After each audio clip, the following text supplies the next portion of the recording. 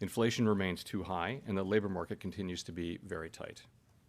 My colleagues and I understand the hardship that high inflation is causing, and we remain strongly committed to bringing inflation back down to our 2% goal.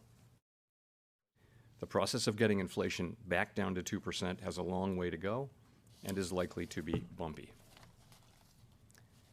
Despite elevated inflation, longer-term inflation expectations appear to remain well anchored.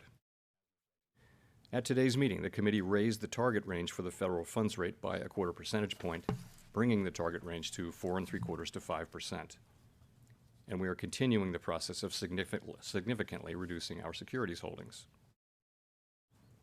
We believe, however, that events in the banking system over the past 2 weeks are likely to result in tighter credit conditions for households and businesses, which would in turn affect economic outcomes.